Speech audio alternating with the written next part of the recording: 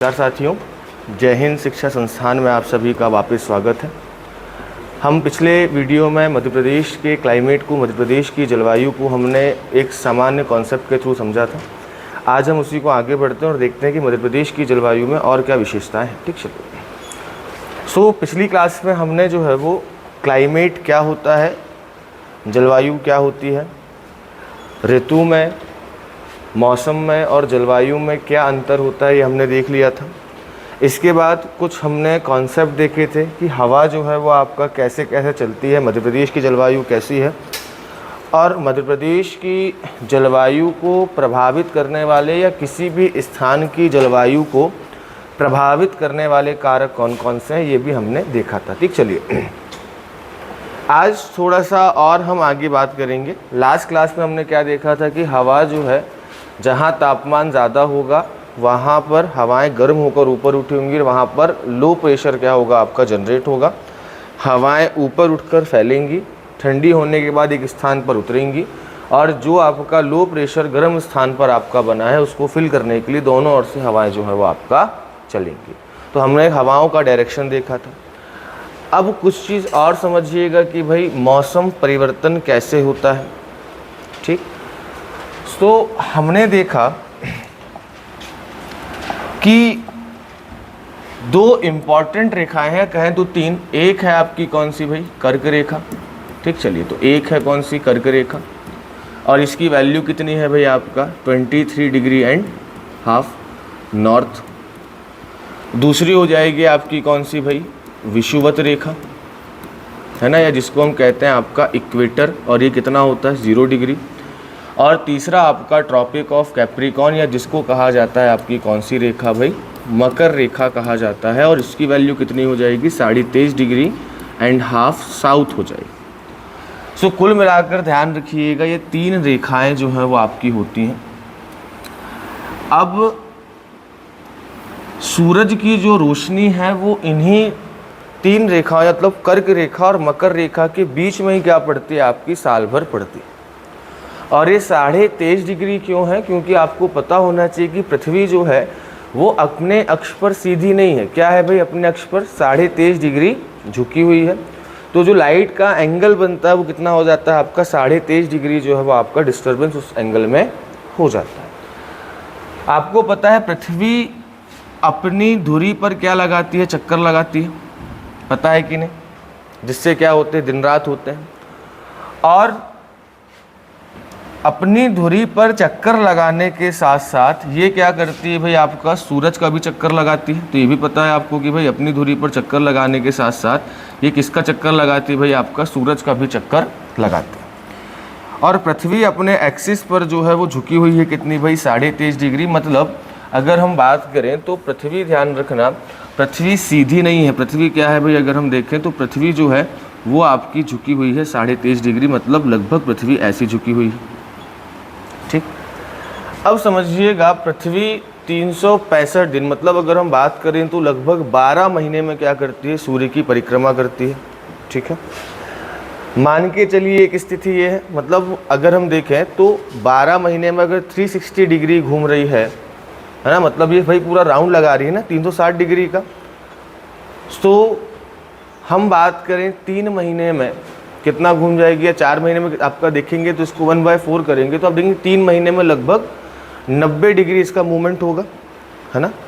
तो अब समझिएगा क्या है, हमको पृथ्वी की 4 स्थिति देखनी होती है। 4 स्थिति कैसे कि भाई जहाँ पर हमको समझ में आएगा कि भाई हमारे यहाँ सर्दी गर्मी जो है वो किस प्रकार से पड़ती है और कैसे हमारे यहाँ मौसम परिवर्तन जो है वो होता है। ठीक, चलिए अब समझिएगा, मैंने कहा कि पृथ्वी जो है वो अपने एक्सिस पर कितनी झुकी हुई है भाई, लगभग 23.5 डिग्री झुकी हुई है। मतलब अगर हम बात करें तो यहाँ पर देखेंगे तो ये कौन सा हो गया भाई आपका 0 डिग्री हो गया, ये कौन सा हो गया आपका 23 डिग्री एंड हाफ नॉर्थ हो गया आपका। ठीक है, और ये कौन सा हो गया आपका 23 डिग्री एंड हाफ साउथ हो गया, या इसको हमने कह दिया कर्क रेखा। और ये कौन सी हो गई आपकी नीचे मकर रेखा हो गई। सेम इस प्रकार से एक स्थिति यहाँ भी ऐसी बनेगी, है ना। फिर एक स्थिति यहाँ भी इस प्रकार से बनेगी, 0 डिग्री हो गई, ये 23.5 डिग्री कर्क रेखा, है ना। चलिए और अगर हम बात करें तो ये आपका मकर रेखा हो गई, सेम स्थिति आपकी एक इस जगह बनेगी। ठीक, चलिए। और ये पृथ्वी जो है वो अपने एक एक्सिस पर या अपनी धुरी पर जो है ध्यान रखिएगा क्या हो रही है भाई, एक घूम रही है जो है वो आपका चारों। ठीक, चलिए। अब ध्यान रखिएगा, हाँ, अगर हम देखें तो पृथ्वी जो है 0 डिग्री जो है आपका, सूरज सीधी रोशनी आपके हमेशा 0 डिग्री पर पड़ती है। अब एक चीज़ समझना कि भाई मैंने कहा कि पृथ्वी अपने एक्सिस पर क्या है, 23.5 डिग्री झुकी हुई है।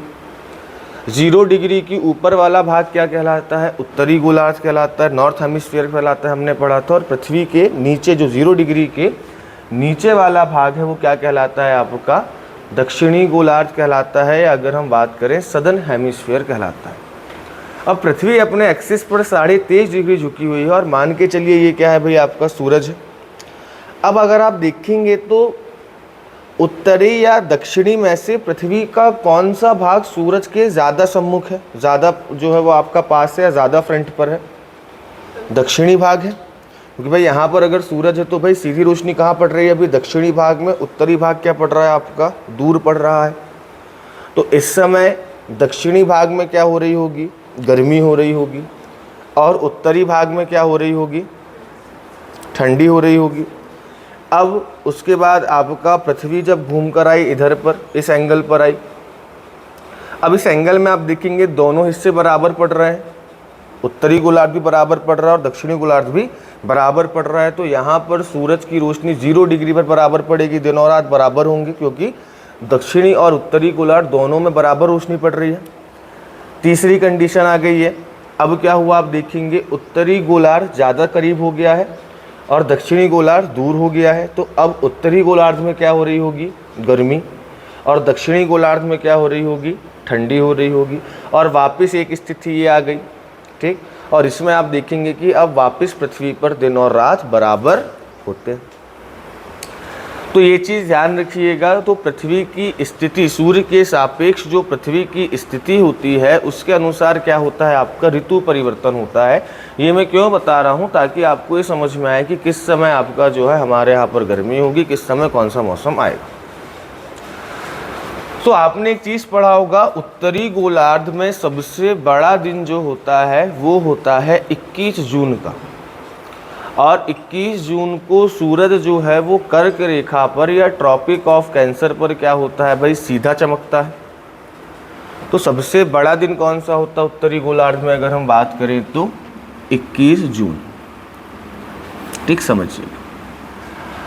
तो यहाँ पर इस स्थिति को मैं कह सकता हूँ कि ये आपका जून का महीना है, क्योंकि भाई इस समय उत्तरी गोलार्ध आपका ज़्यादा आगे है। ठीक, जून के बाद अगर हम बात करें तो अगला महीना कौन सा हो जाएगा आपका, जुलाई, उसके बाद अगस्त, और उसके बाद सितंबर। तो ध्यान रखिएगा सितंबर के महीने में अगर हम देखेंगे तो पृथ्वी पर दिन और रात बराबर होते हैं। और आप देखेंगे सितंबर का महीना ऐसा महीना होता है जिसमें ना ज़्यादा गर्मी पड़ती है और ना ज़्यादा ठंडी पड़ती है। दिन का समय गर्म होता है और रात का समय जो है वो आपका ठंडा होता है। ठीक, इसके बाद सितंबर के बाद क्या आया भाई आपका, अक्टूबर, है ना। अब समझिएगा, सितंबर की बात हो गई तो यहाँ पर मैं कह सकता हूँ कि सितंबर में ये स्थिति बनी हुई है, दिन और रात बराबर हो रहे हैं। उसके बाद अक्टूबर, नवंबर और दिसंबर। दिसंबर में आपका जो है वो क्या हो जाएगा, अगर हम देखें तो दक्षिणी गोलार्ध क्या हो जाएगा, ज़्यादा पास हो जाएगा।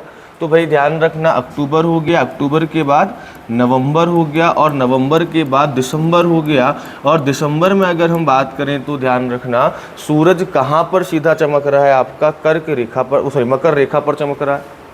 इसका मतलब क्या हुआ कि इस समय दिसंबर के समय सूरज यहाँ पर, ये सूरज की स्थिति बता रहा हूँ, जून में कहाँ है भाई, कर्क रेखा में।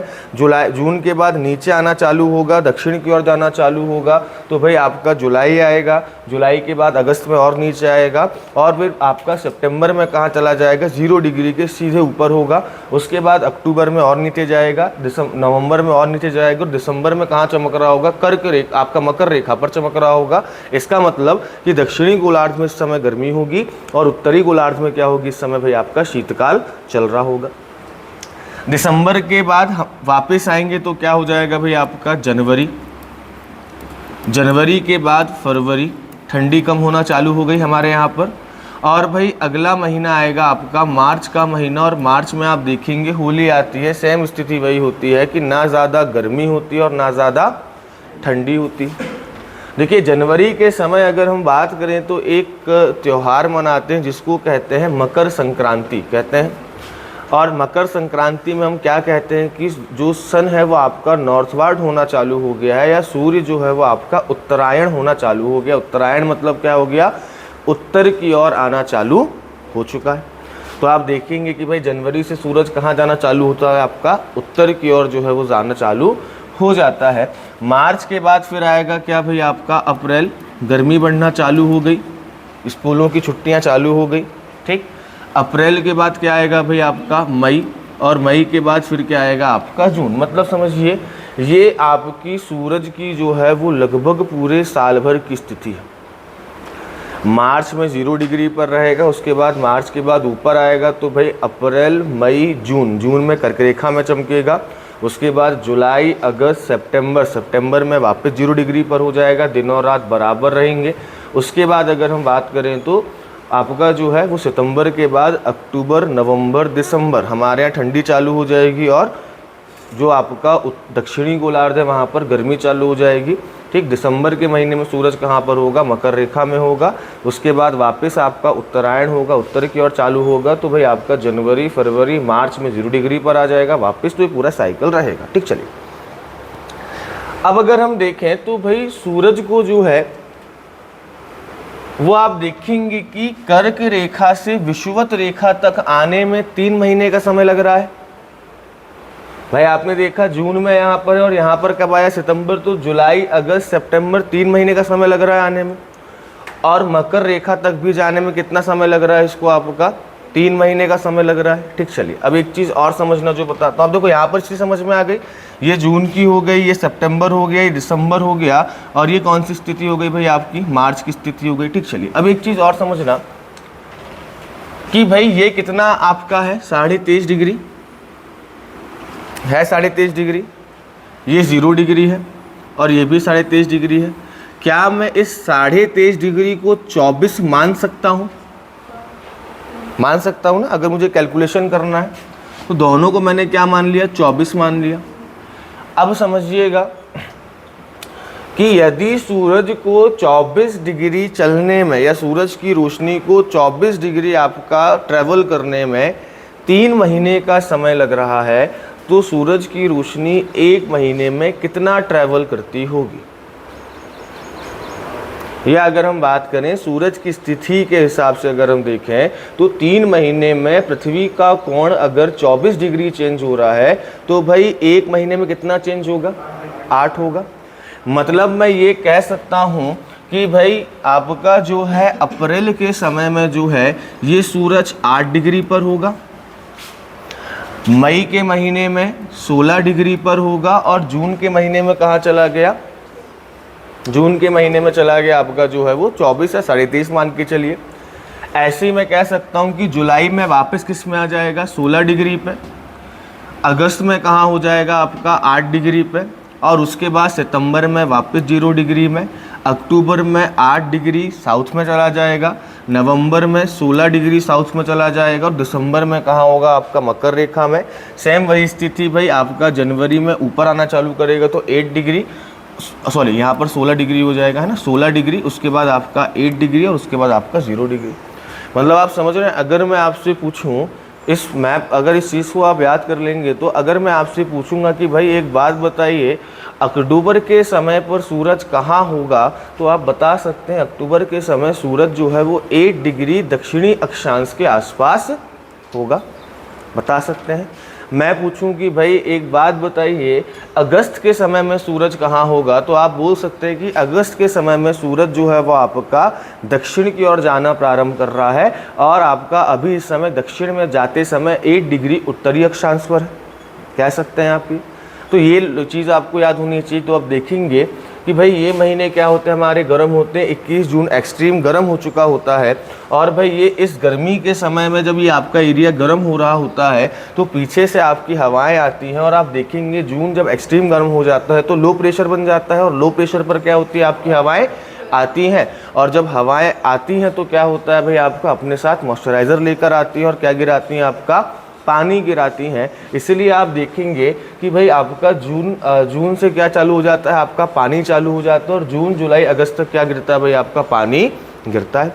और उसके बाद सितंबर के समय जब पानी बंद होता है उस समय वापस आपका जो है क्या बढ़ती है, हल्की सी गर्मी बढ़ती है, और अक्टूबर से आपका जो है शीतकाल प्रारंभ हो जाता है।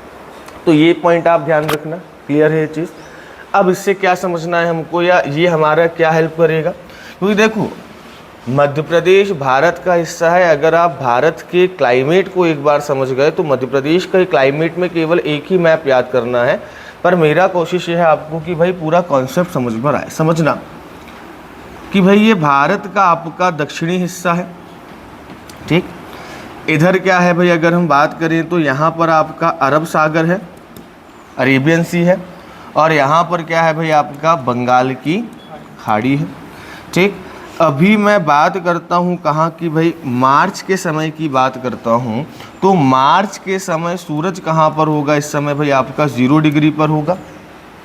और अप्रैल के समय में अगर हम बात करेंगे तो अप्रैल के समय में सूरज कहाँ पर होगा, अप्रैल के समय में सूरज होगा 8 डिग्री के आसपास, है ना। और आप पढ़ते होंगे इंडियन ज्योग्राफी में, आपने पढ़ा होगा कि भारत की भूमि का अगर आप विस्तार पढ़ेंगे तो मेन जो आपकी भूमि है, ठीक, वो आपका कहाँ से चालू होती है, 8 डिग्री 4 मिनट नॉर्थ से चालू होती है, 8 डिग्री 4 मिनट उत्तरी अक्षांश से चालू होती है। मतलब अगर हम देखेंगे तो अप्रैल के समय में लगभग जो है वो सूरज कहाँ पर होगा भाई आपका, यहाँ कहीं होगा 8 डिग्री के आसपास। अब समझिएगा जहाँ पर जहाँ पर लो प्रेशर होता है वहाँ पर आपकी जो है वो एक तरीके से क्षैतिज हवाएं नहीं चलती, है ना। मतलब आपकी अगर हम देखें तो ज़मीन के पैरेलल आपकी हवाएं नहीं चलती, क्योंकि यहाँ पर हवाएं क्या हो रही होती हैं, आपकी ऊपर उठ रही होती हैं, है ना। तो इस चीज़ को आप ध्यान रखिएगा। आगे अगर हम बात करें तो भाई एक चीज़ देखना है यहाँ पर, ये तो क्या है पूरा आपका समुद्र है, समुद्र है कि नहीं है, है। और ये क्या है आपका स्थल वाला भाग है। तो अब अगर हम देखें तो भाई वापस हम वही सिद्धांत पे आते हैं कि पहले समुद्र गर्म होगा या स्थल गर्म होगा, स्थल गर्म होगा। तो वैसे देखा जाए तो भाई आपका लो प्रेशर तो यहाँ बनना चाहिए, क्योंकि सूरज की रोशनी सीधी यहाँ पड़ रही है, लेकिन ये क्षेत्र कैसा है आपका, पानी वाला है। तो ये क्षेत्र कैसा है आपका, स्थल वाला है। तो अभी इस समय लो प्रेशर कहाँ बन रहा होगा आपका, ऊपर की ओर बन रहा होगा। और अब लो प्रेशर बन रहा होगा तो भाई आपकी हवाएं संरचना चालू होंगी, क्योंकि भाई हवाओं को कहाँ जाना है, एट द एंड आपका लो प्रेशर पर जाना है, निम्न दाब पर जाना है, ठीक। अब समझिएगा अगर हम बात करें तो पृथ्वी पर अगर हम देखें तो एक बल काम करता है जिसको हम कहते हैं आपका कोरियालिस बल कहते हैं, ठीक। और इस बल के अनुसार क्या होता है कि भाई आपकी जो हवाएं होती हैं वो उत्तरी गोलार्ध में अपने किस ओर मुड़ जाती है भाई, ध्यान रखिएगा, अपने जो है वो दाईं ओर मुड़ जाती है ना। तो ध्यान रखिएगा कि हवाएं अगर मान लीजिए उत्तरी गोलार्ध में क्या होता है कि हवाएं जो है वो अपन जाना तो सीधे चाहिए, लेकिन भाई कोरियालिस बल के प्रभाव के कारण अगर हम बात करें तो हवाएं किस ओर मुड़ जाती है भाई आपका, थोड़ा सा राइट हैंड साइड की ओर शिफ्ट हो जाती है। अब ध्यान रखना कि भाई यहाँ से हवाएं आना चालू करेंगी, ठीक। लेकिन भाई अब आपका उत्तरी गोलार्ध में आई और उत्तरी गोलार्ध में आपका जो है वो कोरियालिस बल का नियम ये कहता है कि हवाएं जो हैं वो अपने किस ओर शिफ्ट हो जाएंगी भाई, अगर हम बात करें तो अपने राइट हैंड साइड की ओर जो है शिफ्ट हो जाएंगी। तो भाई अब इनका राइट हैंड साइड हो गया ये, तो अब इन हवाओं की डायरेक्शन सीधी ना होकर कैसी हो जाएगी, इस प्रकार की हो जाएगी, ठीक। चलिए तो अब ध्यान रखना कि भाई अब जो आपकी हवाएं आ रही हैं भारत में वो इस डायरेक्शन के हिसाब से आ रही हैं, ठीक। चलिए तो ध्यान रखना यहाँ से आपकी हवाएं आना अब चालू होंगी, इस डायरेक्शन में हवाएं, ठीक। चलिए अब एक चीज़ ध्यान रखिएगा, आगे बात करता हूँ किसकी, तो भाई आगे मैं बात करता हूँ आपका जो है वो मई की बात करता हूँ। मई के समय सूरज कहाँ होगा, लगभग 16 डिग्री पर होगा कि नहीं होगा। और 16 डिग्री पर होगा तो हम देखेंगे कि भाई ये आपकी जो है लगभग इस एरिए से आपका जो है वो क्या है भाई, सूरज जो है वो आपका निकल रहा है ना। तो 16 डिग्री में ये आपके लगभग गोवा के आसपास वाला क्षेत्र है, जो 16 डिग्री रेखा है वो लगभग गोवा के आसपास से आपका जो है वो निकलती है, ठीक। चलिए और इसके बाद अगर हम बात करें तो अब ध्यान रखिएगा, अब सूरज की रोशनी चमक तो यहाँ पर रही है, लेकिन यहाँ मध्य प्रदेश के पास अगर आप बात करेंगे तो भाई सतपुड़ा की पहाड़ियाँ हैं, विंध्याचल की पहाड़ियाँ हैं, पठारी क्षेत्र है, पत्थर वाला क्षेत्र है। तो भाई ये एरिया क्या हो रहा होगा, इसकी अपेक्षा अगर हम बात करें तो ये एरिया ज़्यादा गर्म हो रहा होगा, है ना। तो भाई इस समय लो प्रेशर जो है 16 डिग्री पर ना बनकर कहाँ बन रहा होगा, थोड़ा सा ऊपर बन रहा होगा। अब देखिए जैसे जैसे लो प्रेशर बनेगा अब तक समुद्र भी गर्म हो गया होगा थोड़ा सा और, तो अब समुद्र से क्या हो रहा होगा, आपका वेपराइजेशन हो रहा होगा, समुद्र से वाष्पीकरण हो रहा होगा, और जल क्या भाई जो आपकी हवा है वो अपने अंदर क्या ले रही होगी भाई, मॉइस्चराइज़र ले रही होगी या जल धारण कर रही होगी। तो अब उसके पास क्या हो गया, आपका पानी भी हो गया। और ऐसी अगर हम बात करें, मैं इसलिए बता रहा हूँ किस समय कहाँ पर आपका लो प्रेशर बन रहा है ताकि आपको चीज़ें समझ में आए, ठीक। इसके बाद जून के समय में क्या होता है, जून के समय में सूरज कर्क रेखा पर चमक रहा होता है, लेकिन यहाँ पर तिब्बत का पठार है तिब्बत का पठार, और यहाँ पर थार का मरुस्थल है। और भाई आप देखेंगे तिब्बत का पठार लगभग आप देखेंगे तो सबसे ऊंचा पठार है पूरे विश्व का, और भाई चट्टानों से बना हुआ है। तो यहाँ पर भी क्या हो रहा होगा भाई, हम देखेंगे तो एक लो प्रेशर बन रहा होगा क्योंकि बहुत ज़्यादा टेम्परेचर है यहाँ पर भी। और दूसरा अगर हम बात करें तो ये जो थार का मरुस्थल है, तो भाई मरुस्थल रेत भी बहुत ज़्यादा गर्म होती है, आप देखते हैं। इसलिए भाई रेत में क्या होता है, आपका चीज़ें सेकी जाती है, तो रेत भी क्या होती है आपकी बहुत ज़्यादा गर्म होती है। तो एक लो प्रेशर यहाँ बन रहा होगा। अब हवाओं को यहाँ कहीं जाना है, मतलब आप समझ रहे हैं, लो प्रेशर क्या होगा आपका समय के साथ साथ जो है वो आपका चेंज होता चलेगा। अब इस समय तक समुद्र भी आपका अच्छा खासा गर्म हो चुका है, आपका जो वेपराइजेशन का जो रेट है वो ज़्यादा हो चुका है, वाष्पीकरण की दर ज़्यादा हो चुकी है, और हवाओं ने क्या कर दिया है भाई, आपका जो है वो भारत में आना जून में प्रारंभ कर दिया। आप सुनते होंगे 1 जून को मानसून जो है वो क्या होता है भाई, आपका कहाँ से टकराता है, केरल से टकराता है। पढ़ा है आपने कई बार कि भाई 1 जून को, जैसा अभी आप पढ़ रहे हैं कि भाई लगभग जो है वो 20 जून तक मानसून जो है वो कहाँ आ जाएगा, आपका जो है वो मध्य प्रदेश में आ जाएगा, ठीक। और भाई 1 जून को अमूमन अगर हम बात करें, या भाई 2-4 दिन लेट होता है तो हम कहते हैं इस बार मानसून 4 दिन लेट हो गया। तो मानसून क्या है भाई, मानसून कोई व्यक्ति नहीं है, ये जो हवाएं अब जो ये हवाएं मॉइस्चराइजर लेकर आ रही हैं, जो जल धारण क्षमता लेकर आ रही हैं, जल लेकर आ रही हैं, जो नमी लेकर आ रही हैं, इन्हीं हवाओं को हम क्या कहते हैं, मानसून।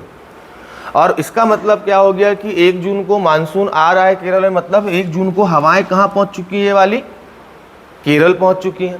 और हमने पढ़ा कि 20 जून तक जो है मानसून कहाँ आ जाएगा, मध्य प्रदेश आ जाएगा। इसका मतलब क्या हो गया कि ये हवाएं 20 जून तक कहाँ आ जाएंगी, मध्य प्रदेश आ जाएंगी। अब समझिएगा,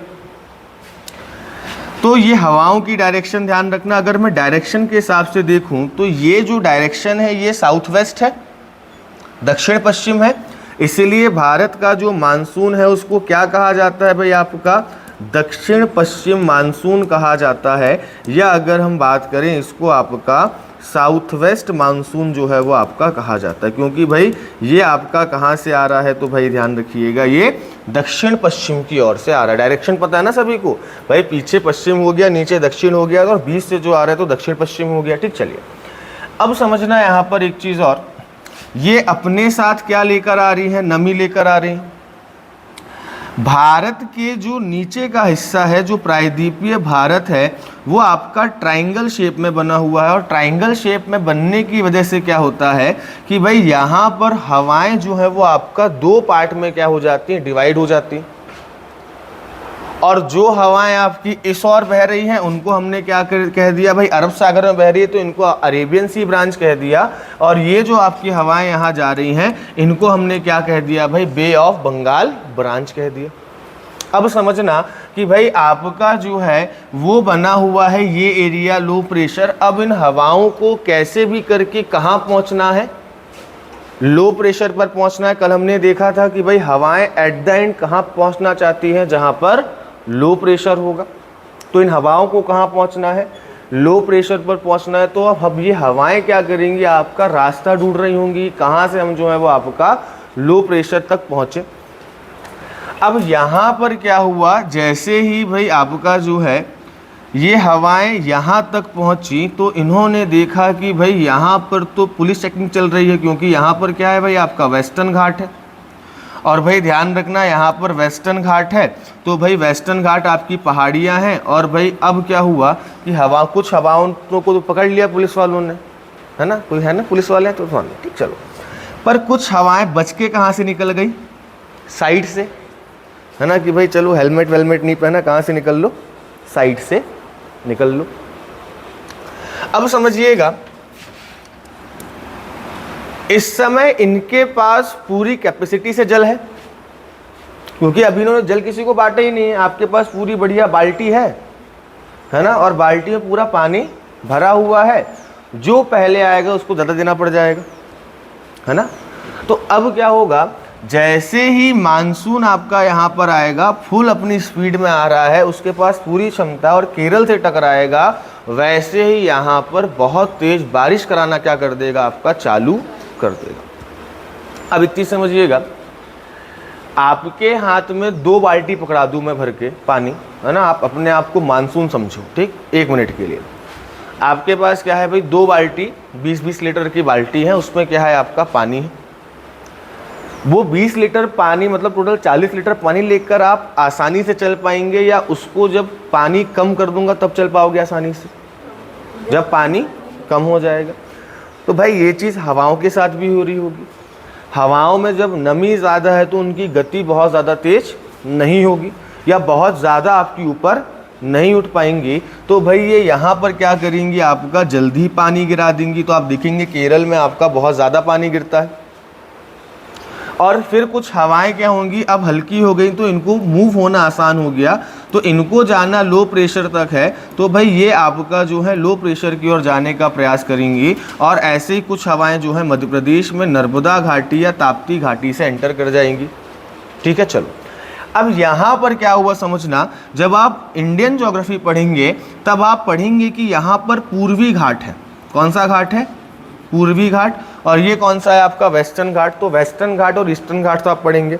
और आप जब नदियाँ पढ़ेंगे भारत की, तो आप देखेंगे कि भाई नदियाँ जो है वो कहाँ जाकर मिलती है, बंगाल की खाड़ी में। मतलब अब किसी ना किसी घाटी में बह रही होंगी ना नदियाँ। तो ये पहाड़ आपका क्या है, जो पूर्वी घाट है, ये आपका कटा पिटा हुआ है, बहुत ज़्यादा पहाड़ियों के रूप में कटा पिटा हुआ है। तो अब इन हवाओं को जाना कहाँ है, लो प्रेशर तक। तो कुछ हवाएं तो कहाँ से घुस जाएंगी भाई, बीच से घुस जाएंगी, ठीक है भाई, हम बीच से चले जा रहे हैं, हमको जगह मिल गई, है ना। तो कुछ हवाएं गलियों में घुस जाएंगी यहाँ से। और यहाँ पर क्या है भाई, आपका मध्य प्रदेश है।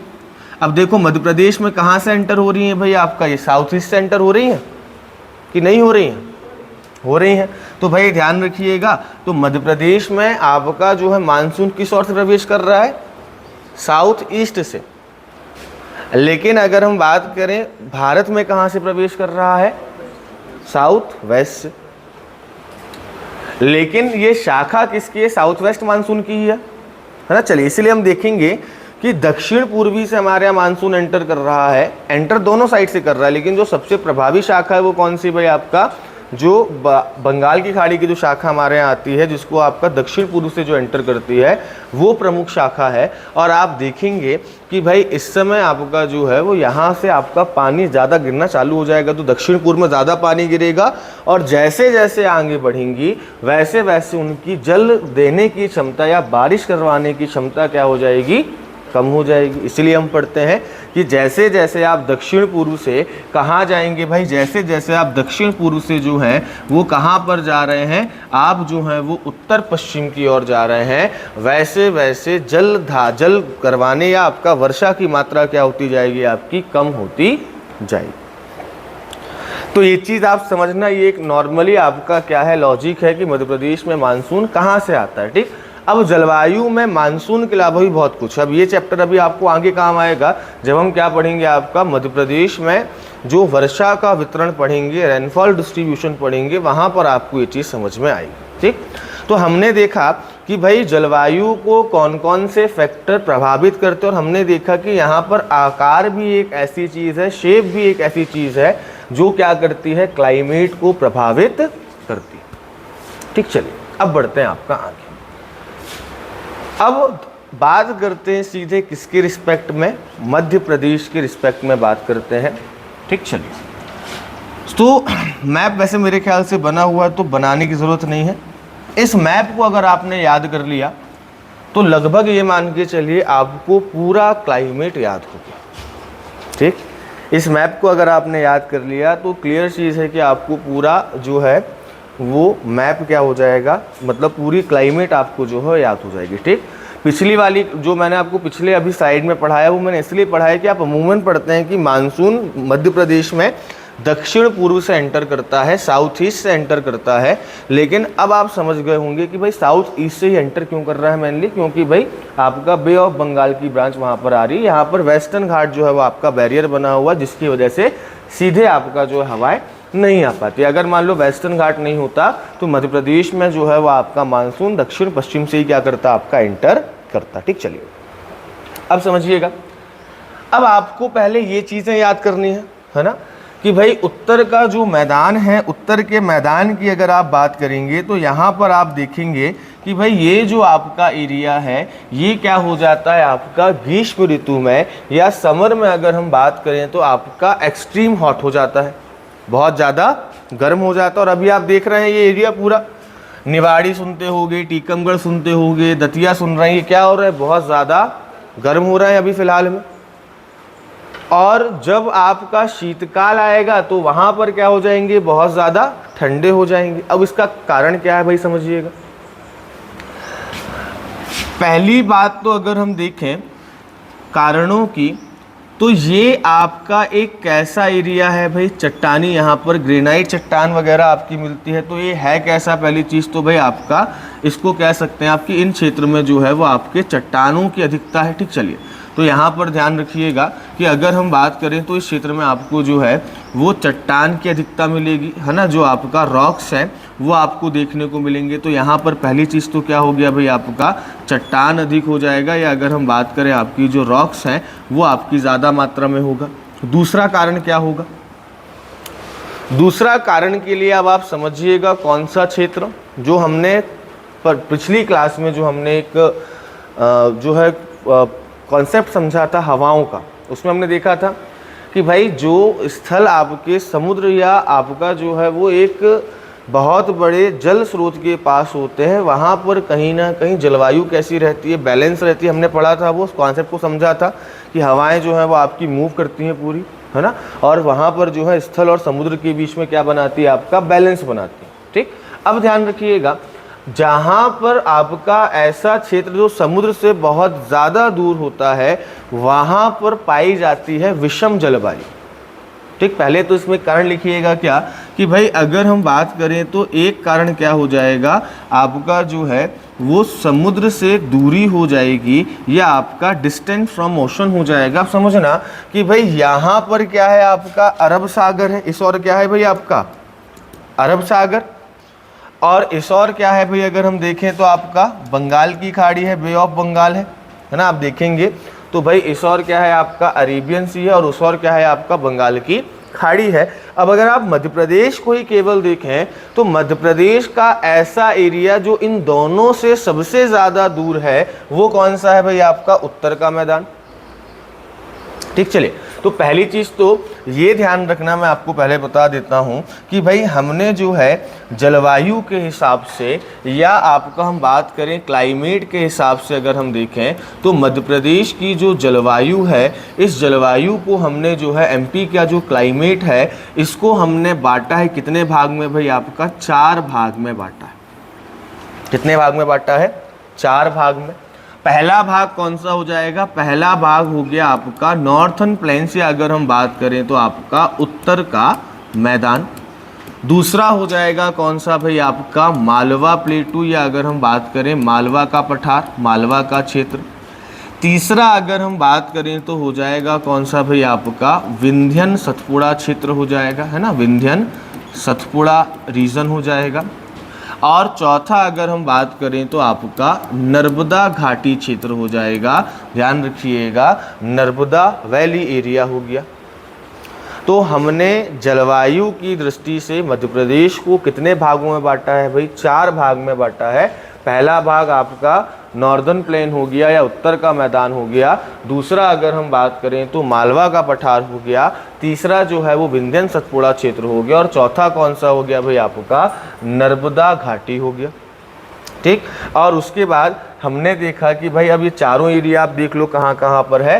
तो भाई आपने ये देखा कि उत्तर का मैदान, मालवा का पठार, विंध्य सतपुड़ा पर्वतीय क्षेत्र और कौन सा हो गया भाई आपका नर्मदा घाटी क्षेत्र हो गया। तो ये 4 क्षेत्र आपको देखने को मिलेंगे, है ना। चलिए बढ़ते हैं आपका आगे। तो भाई यहाँ पर हम देख रहे थे गर्मी क्यों ज़्यादा है, क्योंकि चट्टान ज़्यादा है, समुद्र से क्या है भाई आपका दूरी जो है वो क्या है आपकी अधिक है। और दूरी अधिक है तो यहाँ पर ध्यान रखना, जहाँ पर समुद्र से दूरी अधिक होती है वहाँ पर आपका कॉन्टिनेंटल क्लाइमेट पाया जाता है या महाद्वीपीय जलवायु पाई जाती है। और महाद्वीपीय जलवायु का मतलब क्या हो गया, समुद्र से दूर हो गए महाद्वीप। तो भाई महाद्वीपीय जलवायु का मतलब हो गया आपका ऑड क्लाइमेट या विषम जलवायु। और विषम जलवायु मतलब क्या कि गर्मी भी और बहुत ज़्यादा गर्म पड़ेगी और शीतकाल बहुत ज़्यादा ठंडा पड़ेगा। तो ध्यान रखिएगा, एक तो चट्टान, तो चट्टान की खासियत क्या है कि भाई बहुत ज़्यादा गर्म होगी, जल्दी गर्म होगी, और बहुत ज़्यादा ठंडी होगी और जल्दी ठंडी होगी। ये चीज़ क्लियर है। चट्टानी एरिया की अधिकता है, इसकी वजह से क्या है आपका टेम्परेचर यहाँ पर ज़्यादा है। दूसरा हम देखेंगे तो भाई ये एरिया आपका कहीं ना कहीं से कर्क रेखा के पास भी पड़ता है, कर्क रेखा से पास है ना ये एरिया। तो भाई आपका यहाँ पर गर्मी क्या होगी भाई आपका ज़्यादा होगी। तो दूसरा अगर हम बात करें एक रेखा क्या हो जाएगी भाई आपकी कर्क रेखा की उपस्थिति हो गई। तो ध्यान रखना चट्टानों का अधिक होना, कर्क रेखा की उपस्थिति और समुद्र से दूरी। और ध्यान रखिएगा जहाँ पर भी समुद्र से दूरी होगी वहाँ पर कैसा क्लाइमेट देखने को मिलेगा आपको, ऑड क्लाइमेट देखने को मिलेगा, या उसको हम विषम जलवायु कहेंगे, या उसको हम महाद्वीपीय जलवायु कहेंगे, या उसको हम कॉन्टिनेंटल क्लाइमेट कहेंगे। तो ध्यान रखिएगा उत्तर का मैदान जो है वो ग्रीष्म काल में क्या हो जाता है, बहुत ज़्यादा गर्म हो जाता है, और शीतकाल में क्या हो जाता है, बहुत ज़्यादा ठंडा हो जाता है। ठीक। तो पहला तो हमने देखा कि ग्रीष्म काल में जो है वो आपका गर्म क्यों हो रहा है ना। अब ठंडा क्यों होता है, तो ठंडा होने में एक रीज़न आपका और ऐड हो जाता है। हमने क्या पढ़ा कि हवाएं कहाँ चलेंगी, कम तापमान से अधिक तापमान की ओर जाएंगी। अब समझिएगा जब हमारे यहाँ शीतकाल चल रहा होगा, ठीक, चलिए जब हमारे यहाँ क्या चल रहा होगा भाई आपका शीतकाल चल रहा होगा, तो हवाओं की डायरेक्शन क्या हो जाएगी भाई, उल्टी हो जाएगी, है ना। चलिए तो ध्यान रखना कि शीतकाल के समय अगर हम बात करें तो हवाओं की डायरेक्शन क्या हो गई आपकी, उल्टी हो गई, क्योंकि 0 डिग्री के नीचे जो है वो आपका हाई टेम्परेचर है और क्या है भाई आपका लो प्रेशर है।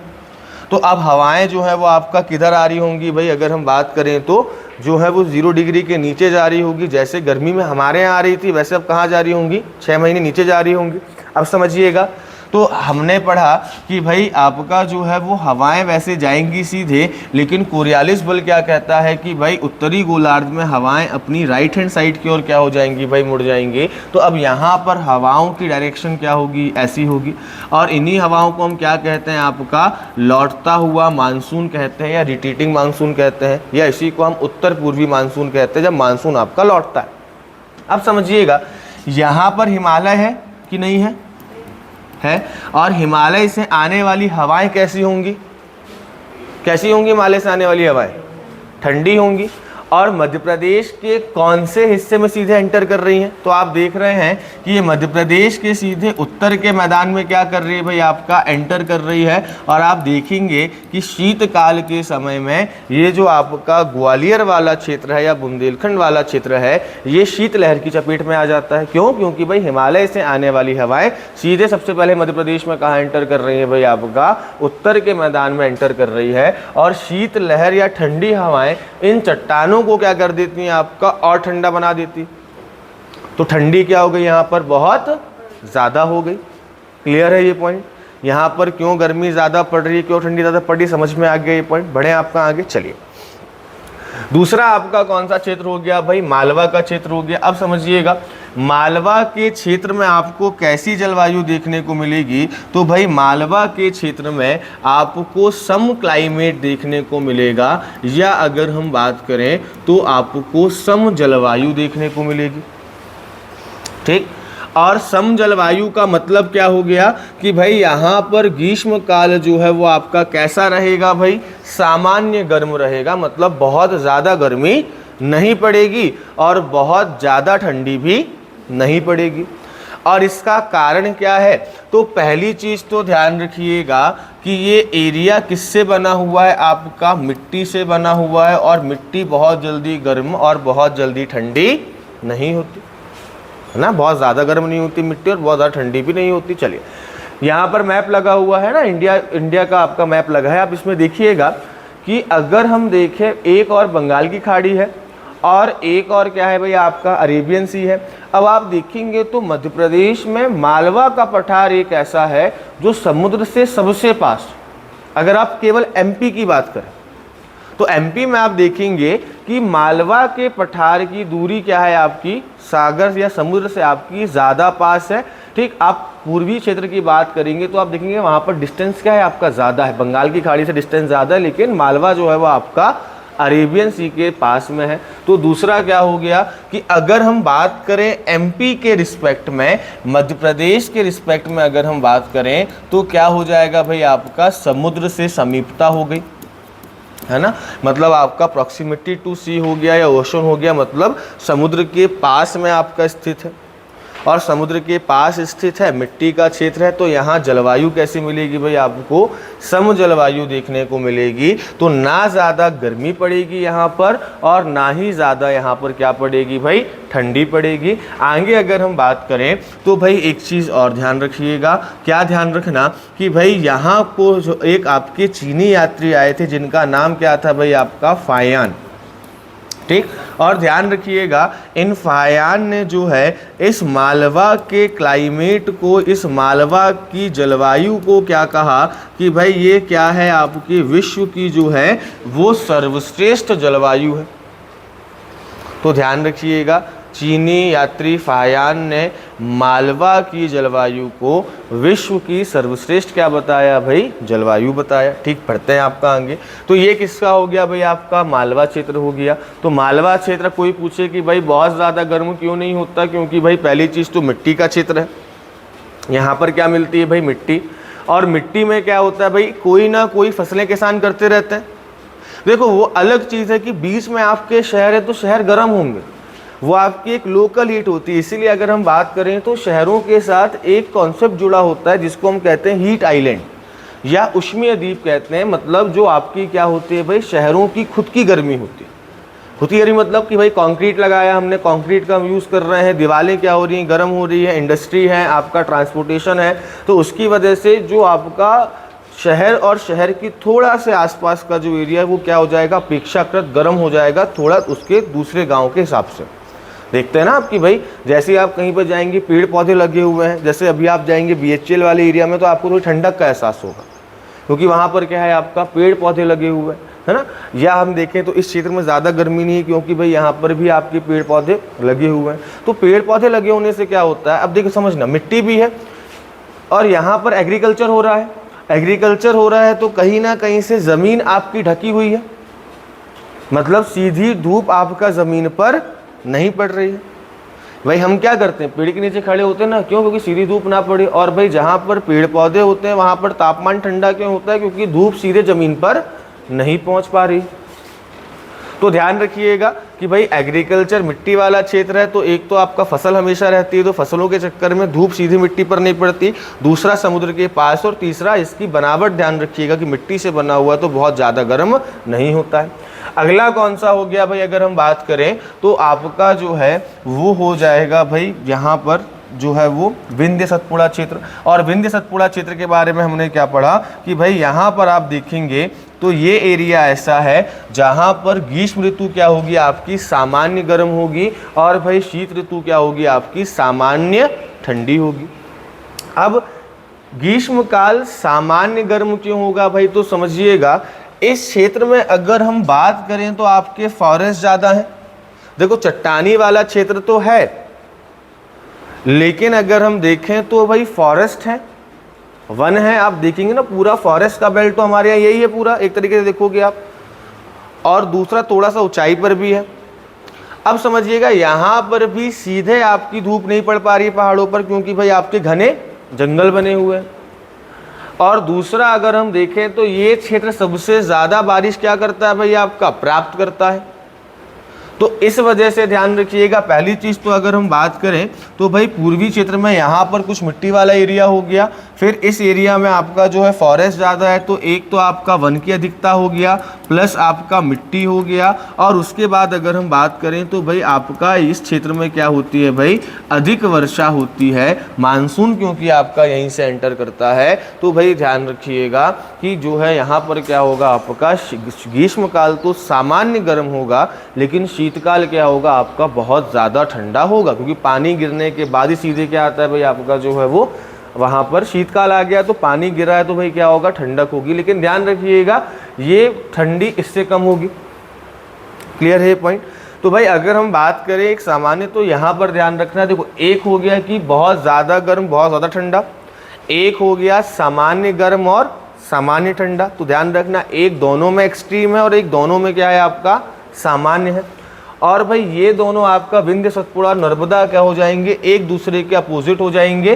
भाई ये आपका ग्रीष्मकाल में सामान्य गर्म और शीतकाल में अधिक ठंडा रहेगा, और ये ग्रीष्मकाल में अधिक गर्म और शीतकाल में सामान्य ठंडा रहेगा। क्यों? क्योंकि भाई घाटी वाला क्षेत्र है, और घाटी वाले क्षेत्र में गर्म हवाएं अगल बगल नहीं निकल पाती, और वो क्षेत्र क्या हो जाता है भाई, आपका बहुत ज़्यादा गर्म हो जाता है।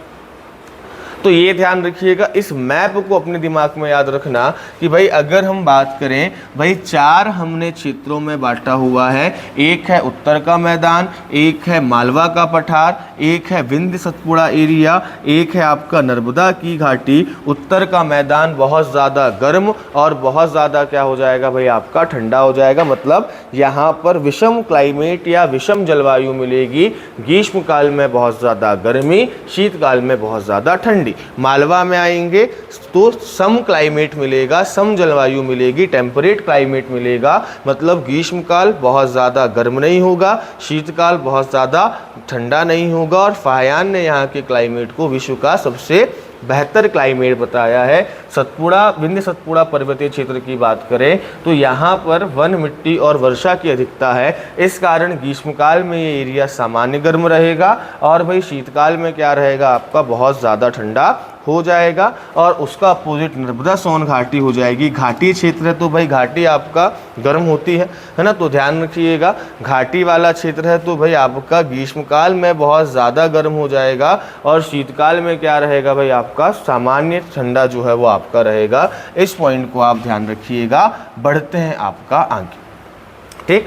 अब यही चीज़ जो मैंने आपको समझाई है, यही चीज़ें आपका डिटेल में जो है इसमें है कि भाई उत्तर का मैदान हो गया, समुद्र से दूर होने के कारण यहाँ पर जो है वो महाद्वीपीय प्रकार की जलवायु मिलेगी, है ना। आपका जो है वो अवे फ्रॉम ओशन है, आपका डिस्टेंस फ्रॉम ओशन आपका इसका ज़्यादा है, इसके कारण यहाँ पर कॉन्टिनेंटल क्लाइमेट आपको देखने को मिलेगा। मतलब ग्रीष्मकाल में बहुत ज़्यादा गर्मी पड़ जाएगी, शीतकाल में बहुत ज़्यादा क्या पड़ जाएगी भाई, ठंडी पड़ जाएगी, ठीक। फिर अगर हम बात करें तो एक कारण और क्या है कि भाई यहाँ पर पानी भी क्या गिरता है, आपका कम गिरता है, तो ग्रीष्मकाल और ज़्यादा क्या हो जाता है, आपका गर्म हो जाता है, ठीक। चलिए आगे अगर हम बात करें तो ये औसत तापमान देखने की आवश्यकता नहीं है, ठीक। चलिए तो भाई ध्यान रखना एक पॉइंट और जो मैंने बताया कि समुद्र से दूर होने के कारण और कर्क रेखा की समीपता के कारण ग्रीष्म ऋतु में क्या हो जाता है भाई, आपका बहुत ज़्यादा गर्म होता है। और हिमालय के अपेक्षाकृत क्या है भाई, आपका ये पास है। अगर हम बात करें तो हिमालय से इसकी क्या है भाई, समीपता है, हिमालय के जो है पास इसकी डिस्टेंस जो है बहुत ज़्यादा नहीं है, इसीलिए जो आपकी शीतलहर आती है या जो आपकी कोल्ड वेव चलती है वो सीधे कहाँ पड़ती है, आपके इस क्षेत्र में पड़ती है, जिसके कारण यहाँ पर क्या होता है भाई, आपका अधिक ठंड पड़ती है। और यहाँ पर आप देखेंगे कौन कौन सा रीजन आ रहा है, तो बुंदेलखंड शामिल हो रहा है कि नहीं हो रहा भाई, इसमें आप देखेंगे तो भाई बुंदेलखंड शामिल हो रहा है। बुंदेलखंड के साथ साथ उत्तर का जो हमने मध्य भारत का पठार पढ़ा था वो भी शामिल हो रहा है, और थोड़ा बहुत पार्ट आपकी रीवा पन्ना का भी जो है वो क्या हो रहा है, शामिल हो रहा है। तो अगर आपको मैप याद है मध्य प्रदेश का तो आप जिले ही बता सकते हैं, है ना भाई। शिवपुरी क्या इसमें आएगा, शिवपुरी क्या इसमें आएगा, बताइए। आएगा, दतिया आएगा, शिवपुर आएगा, छतरपुर आएगा, पन्ना आएगा। तो भाई ध्यान रखिए अगर आपको जिलों की लोकेशन याद है तो आप ये भी बता सकते हैं। चलिए बढ़ते हैं आपका आगे। तो भाई ध्यान रखना बुंदेलखंड हो गया, मध्य भारत हो गया और रीवा पन्ना का पठार, ये क्या आएंगे भाई, आपकी तीनों इसमें आएंगे। बढ़ते हैं आपका आगे, ठीक। दूसरा क्या है भाई आपका मालवा का पठार, यहाँ पर भी मैंने आपको बताया था कि समुद्र से क्या है भाई आपका ये पास है, और समुद्र से पास होने के कारण ध्यान रखिएगा यहाँ पर जो है आपको सम जलवायु या टेम्परेट क्लाइमेट देखने को मिलेगा। ये ध्यान रखना, यहाँ पर ग्रीष्मकाल साधारण गर्मी रहेगी और शीतकाल जो है वो आपका साधारण ठंडी रहेगी। सर्वाधिक गर्मी किस महीने में पड़ती है भाई, तो ध्यान रखिएगा मई महीने में पड़ती है। क्यों पड़ती है मई महीने में, वैसे तो जून में आपका होना चाहिए, क्यों पड़ती है भाई मई में, जबकि हम देखें तो आप इस मैप के हिसाब से देखेंगे जो हमने पहले पढ़ा था, इसके हिसाब से आप देखेंगे तो भाई जून में आपका कर्क रेखावार पड़ रहा है।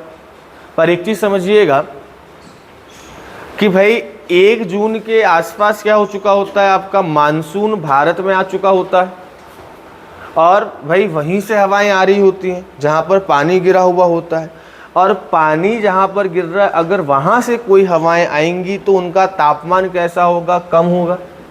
भाई कई बार ऐसा होता है ना, आप देखोगे कि अगर इस क्षेत्र के आसपास कहीं पानी गिरा है तो वो ठंडी हवा हमारी ओर आएगी। क्यों आएगी, क्योंकि भाई आपकी हवाएं निम्न तापमान से अधिक तापमान की ओर चलती हैं, तो आप देखेंगे कि आपको ठंडी हवा का एहसास होगा, और आप क्या कहेंगे कि भाई आसपास के क्षेत्र में क्या गिरा हुआ है, पानी गिरा हुआ है। ऐसा हुआ है सबके साथ। तो भाई सिंपल बात है, जून के समय में मानसून आ चुका है, पानी भारत में गिरना प्रारंभ हो चुका है, हवाएं वहीं से होकर आ रही है, इसलिए जून में तापमान क्या हो जाए, थोड़ा सा आपका कम हो जाएगा। ठीक, चलिए तो आप देखेंगे अभी कुछ दिनों बाद तापमान जैसे ही पानी गिरना चालू होगा वैसे ही तापमान में क्या आ जाएगी, आपका कमी आ जाएगी। ठीक, चलिए तो इस बात को ध्यान रखिएगा। ठीक, चलिए तो भाई अगर हम बात करें तो यहाँ पर हमने देखा कि भाई सर्वाधिक गर्मी किस महीने में पड़ रही है। देखो भाई मेरा काम क्या है कि मैं आपको केवल फैक्ट रटाऊं नहीं, आप ये रटते कि मई महीने में पड़ती है तो भूलने की संभावना होती है कि भाई आप कंफ्यूज होते। लेकिन जब आपको पता चला कि भाई मान लो आपने पढ़ाई करके रेखा पर जो है वो आपका जून में सूरज आता है और आपको नहीं, आपने लॉजिक लगाया, आपके सामने ऑप्शन आ गया, तो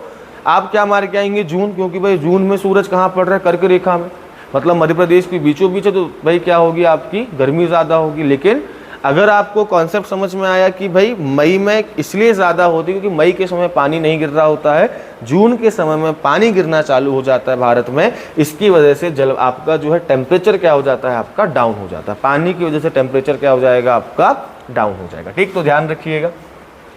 इसके बाद भाई यहाँ पर इस क्षेत्र में जो है वो आपकी जो वर्षा होगी अधिकतर वो किससे होगी भाई, आपका अरब सागर की शाखा से। मैंने बताया था कि भाई नर्मदा घाटी से आपका जो है एंटर कर जाएगी, है ना, उसके बाद जो ताप्ती घाटी है वहाँ से एंटर कर जाएगी, तो भाई मालवा के पठार में आपका अरब सागर की शाखा से क्या होगा भाई, पानी गिरेगा। ठीक, चलिए इसके बाद अगर हम बात करें तो आपका जो है ये उत्तर पूर्व नहीं होगा, उत्तर पश्चिम होगा। ठीक, चलिए